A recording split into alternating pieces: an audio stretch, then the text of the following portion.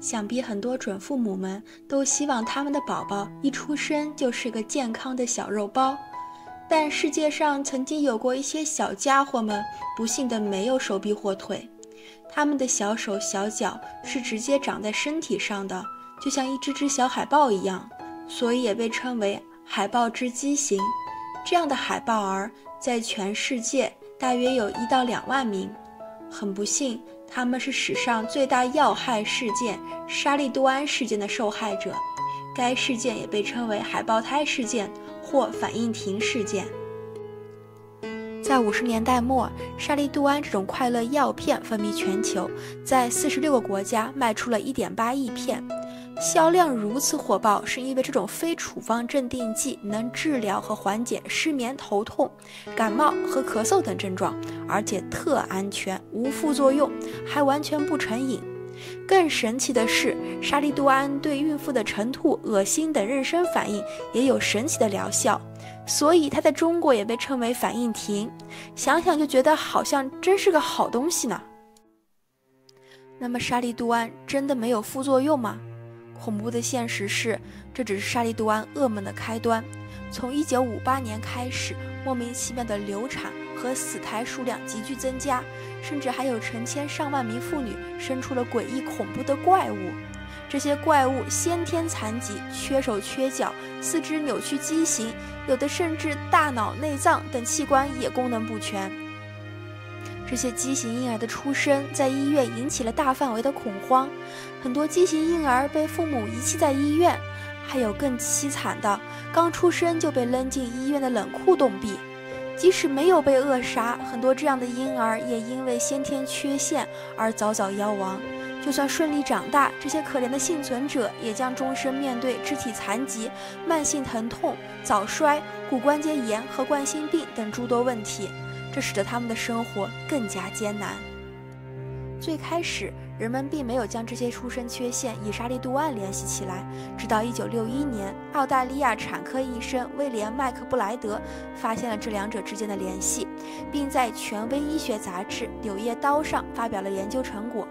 这才使一切变得明朗。最终，从1961年11月开始，沙利杜安在世界各国逐渐被强制撤回。虽然药品已经下架，但造成的伤害却是不可挽回的事实。全球大约有10万名胎儿受到了沙利杜安的荼毒，其中只有不到2万名成功降生。然而，直到今天，仅有不到3000人还存活在世。后续研究发现，沙利杜安对胎儿的影响与怀孕时间有关。在受精卵形成后的第20天服用沙利杜安，会造成中枢神经损伤；在第21天会造成眼损伤；在第22至23天会导致耳朵与面部畸形以及听力障碍；第24天会造成上肢畸形；在第25至28天会妨碍下肢的形成。而在第42天之后，沙利杜安就不再对胎儿造成任何损害了。海豹胎的悲剧是资本逐利、动物实验与临床试验不规范，以及各国药品监管体系不完善共同造成的，可以说是席卷了半个地球。在一众哀鸿遍野的国家中，仅出现了17例海豹肢患儿的美国就显得鹤立鸡群了。这得益于1938年颁布的联邦食品药品和化妆品法案，以及 FDA 审查员弗朗西斯·卡尔西的杰出贡献，这使得美国能够避免海豹胎悲剧的大范围发生。1960年9月，沙利杜安的代理商梅瑞尔制药公司向美国食品药品监督管理局，也就是我们常说的 FDA， 提交了上市申请。这项新药的审查任务被交到了刚刚上任的卡尔西手中。在审阅申请时，卡尔西认为某项临床实验数据，例如慢性毒性实验数据不够充分，于是驳回了申请。而在1960年12月，有报道称，长期服用沙利杜安的患者出现了周围神经炎的症状，这使得卡尔西再次向梅瑞尔公司要求提供更多有关药物副作用的实验数据。根据当时的法规 ，FDA 在收到新药申请后有60天的审阅期限。如果申请被驳回，提交补充材料再次申请时，这60天的审阅期限又会重新开始计算。凯尔西一共驳回了梅瑞尔公司的申请4次，虽然有梅瑞尔公司极力施压，希望能尽快将药物推向市场赚取利润，但凯尔西坚定地主张，在安全性数据不足的情况下不能批准申请。最终，直到1961年11月，沙利度胺在全球范围内被强制下架后，梅瑞尔公司才主动撤回了申请。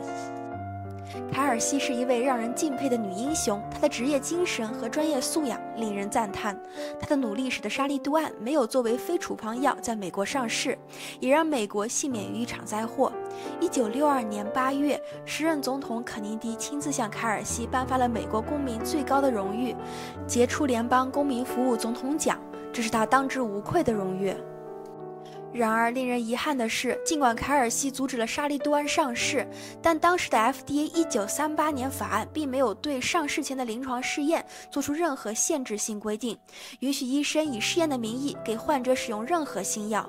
梅瑞尔公司钻了这个法律漏洞，在 FDA 批准上市前，通过1000多名医生给近2万名患者发放了超过250万片沙利度胺。